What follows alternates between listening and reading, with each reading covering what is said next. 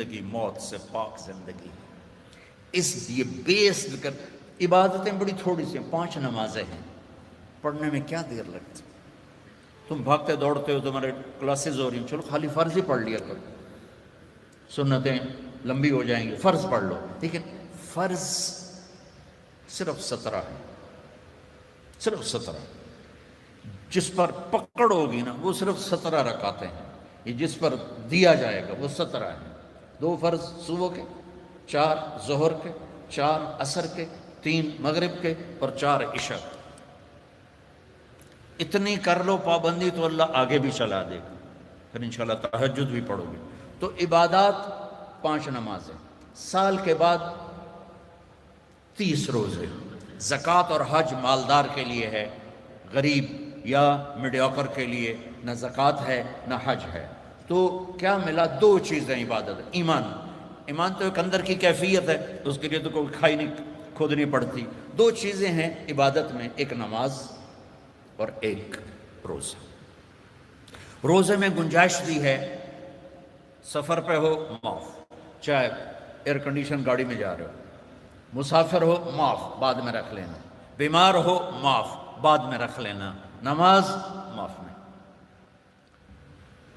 مجھے heart attack ہوا تو مجھے ہلنے نہیں دیتے تھے, یقیناً ایسے ہوتا ہے. تو میں نماز کیسے پڑھتا تھا؟ لیٹ اللہ اکبر, اور جب رکوع کرنا ہوتا تو بس آنکھ کا اشارہ ایسے کرتے تھے. جب سجدہ کرنا ہوتا تو تھوڑی سی گردن نیچے جھکا دیتا تھا. میرا اللہ کہتا ہے قبول ہے, لیکن چھوڑنی نہیں ہے. چھوڑنے کی اجازت دیتا تو میدان کربلا میں میرے اپنے نبی کے نواسے کو دیتا. اس نے سجدے میں سر کٹا کے بتایا کہ لمز تو بڑی چھوٹی جی شے ہے, یہاں زیر خنجر بھی یہ پیغام سنایا ہم نے, ہم کلمہ گو ہیں, ہم نے سجدہ نہیں چھوڑنا ہے.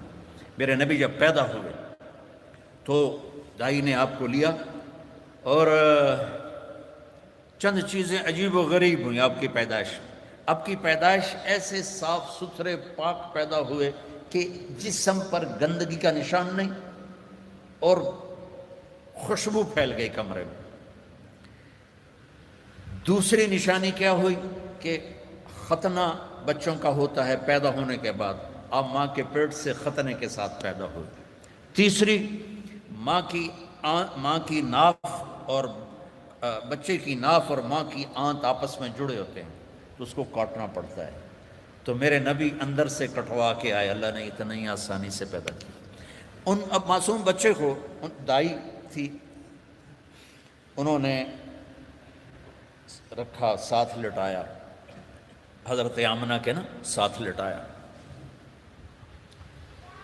اب اس معصوم بچے میں کوئی حرکت نہیں, لیکن مجھے دیکھنا, آپ نے لیٹے نا, آپ جب ایک دم آپ نے ایسے کروٹ بدلی اور سجدے میں سر رکھا اور گھٹنے اٹھا دیے, جیسے فزیکلی ہم بڑے سجدہ کرتے ہیں ایسے آپ سجدے میں چلے گئے اور لمبا سجدہ کیا.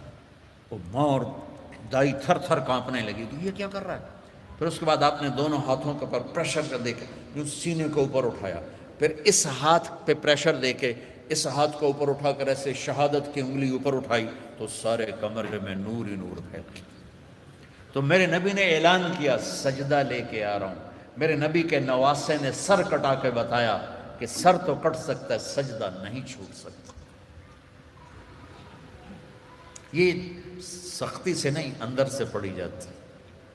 میں جب تھا سنٹ ماڈل اسکول تو ہمارے ایک ہاسٹل کے وارڈن آ گئے, طالب حسین رحمۃ اللہ علیہ, تو وہ نمازی تھے. باقی جو وارڈن آئے وہ نمازی نہیں تھے. 3 وارڈن میری زندگی میں آئے وہاں 5 سال میں, تو وہ طالب حسین صاحب بیچ میں تھے, وہ نمازی تھے. تو انہوں نے سارے بچوں پہ نماز لازمی کر دی, تو حاضری ہوتی تھی. رمضان شریف کا مہینہ, رمضان شریف اور عشاء کی نماز, اور میں سب سے آخر میں تھا, اور میرا روم میٹ آیا, مر گیا اللہ اس کی بخشش کرے, اس کی میری 4 پیسہ ساتھ تھی, تو میرے قریب, اس کا نام تھا جاوید, تو میرے قریب آ کے کھڑا ہوا اور عشاء کی نماز کی نیت کرنے لگا. ہمارے وارڈن کا نام تھا طالب حسین, تو اس نے زور سے کہا 4 رکعت نماز فرض عشاء واسطے طالب حسین دے, اللہ اکبر. اچھا, اب میں بھی واسطے طالب حسین ہی پڑھ رہا تھا، میں اللہ کے لیے تو نہیں پڑھ رہا تھا، تو میں نماز میں اس کو کہتا ہوں اوے ایک ہی کیتا ہی وہ میں نے آدھا میں طالب حسین دی پڑھدا پیا کیڑا اللہ دی پڑھدا پیا اللہ۔ تو ماں باپ شدت کریں یا ٹیچر شدت کرے اس سے نہیں ہوگا، یا گورنمنٹ کہہ دے نماز فرض سارے پڑھو، لوگ بے وضو پڑھیں گے۔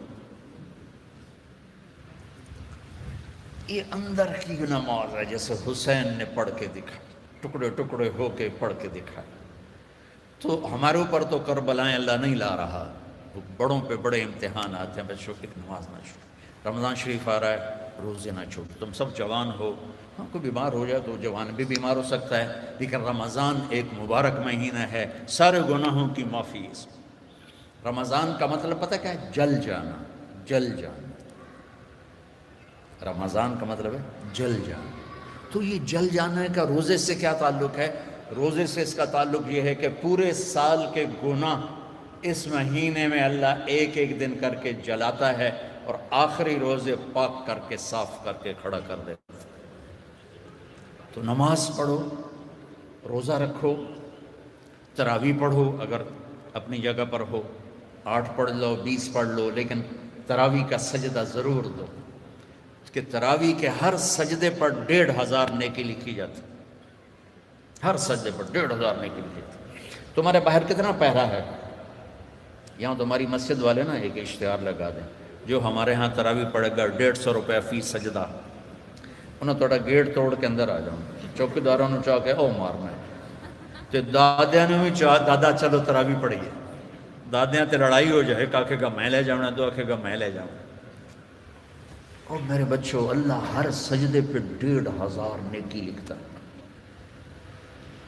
اور شام کو جب آپ روزہ افطار کرتے ہیں اس دن سارے گناہ معاف ہو جاتے ہیں، اور آخری رات سارے سال کے گناہ معاف ہو جاتے ہیں۔ رمضان میں موت آ جائے حساب نہیں ہوتا، جمعے کی رات کو موت آ جائے حساب نہیں ہوتا، جمعے کے دن شام تک موت آ جائے حساب نہیں ہوتا۔ اللہ ایسا مہربان ہے۔ ایک نے مجھ سے پوچھا پھر رمضان کے بعد حساب لیتا ہے؟ میں نے کہا اللہ بڑا سخی ہے، وہ دنیا کا بادشاہ لیا بھائی میرا قرضہ واپس کر، اور جب ایک دفعہ معاف کیا تو پھر معافی کی کریں۔ وہ ایک آدمی کہنے لگا جو ویکھو جی نور جہاں 27 رمضان نو مر گئی، میں کہ اللہ تو مقدمہ کر دے کہ 27 نو مر، 27 رمضان شب قدر میں، بھائی پتہ نہیں اللہ کو نور جہاں رحمت اللہ علیہ کی کون سی نیکی پسند تھی جس پر اسے شب قدر کی موت عطا فرمائی۔ کبھی کسی کو حقیر، ابھی چند دن پہلے ہمارا میرا جاننے والا فوت ہوا ہے، کمیونسٹ دہریہ، ساری زندگی کتابیں اسلام کے خلاف لکھی، شاعر بھی تھا اور شاعری بھی اسلام کے خلاف کی، اور مرتے ہوئے 3 دفعہ کلمہ پڑھا، مر گیا۔ اب بتا اللہ کو اتنی ساری نافرمانی کے بعد کیا چیز اس کو اللہ نے دیکھی اور پسند کی کہ موت پر اسے کلمہ نصیب فرماتی۔ تو کبھی کسی کو حقیر نہ جان۔